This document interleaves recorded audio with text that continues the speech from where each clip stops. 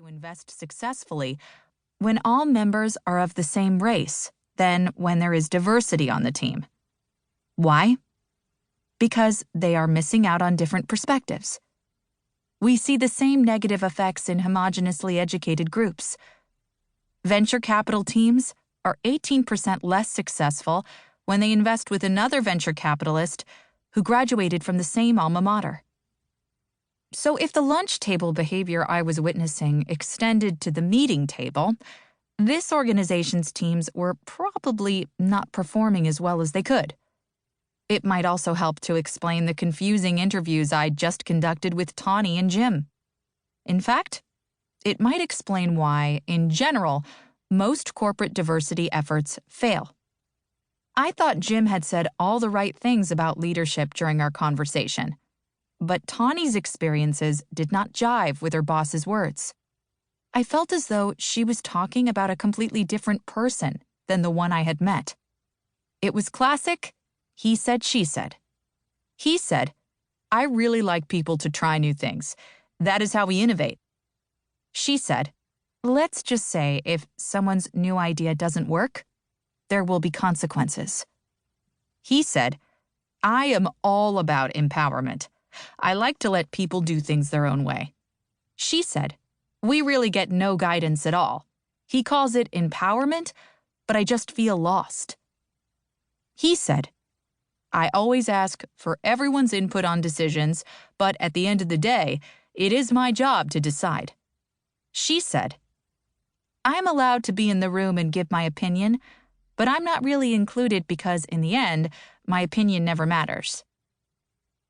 Tawny wasn't done. She added that her performance wasn't recognized. She told me that she'd landed a large client, yet Jim had never even mentioned it. She also complained that she did not feel like part of the team. "In fact," she said, "there is no team. Just a bunch of people trying to outperform each other to please Jim. But we're all on our own. It feels like the Hunger Games." As a result, Tawny, like so many others in the United States today, was not engaged in her work. She was just going through the motions to get through each day and was no longer taking on new challenges. It weighed on her that we spend the majority of our waking lives at work, and she'd had enough. She had decided it was time to look for a new job. For the last 15 years, I have been studying the intersection of leadership and diversity, how teams perceive female and minority leaders, and what leaders can do to increase the variety of race, ethnicity, experience, background, and perspective in their workforce. In that time, despite the notable increase in companies making diversity a priority and implementing diversity programs, the Fortune 500 has not made much progress. There is still a dearth of women, people of color, women of color, and LGBTQ in the top ranks of organizations. As of 2019, women and people of color comprise only 25% and 27% of executives, respectively.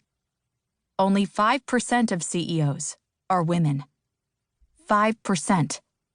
This is despite the fact that women make up 51% of the population and minorities make up 39% of the population.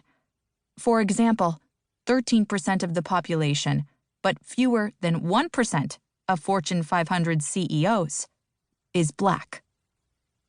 Even at companies that try hard to recruit women, people of color, women of color, and LGBTQ, leaders report that the diversity management efforts are not working.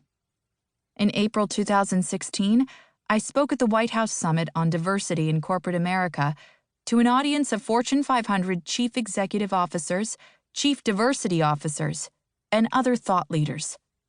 Our conversations made it clear that they, too, were struggling to get the most out of their diversity efforts. Their teams weren't bonding, their employees' engagement was low, and some employees felt excluded. After meeting Tawny, I became curious to learn more about what leaders could do to fully harness the power of diverse perspectives and ensure that they keep their talented employees.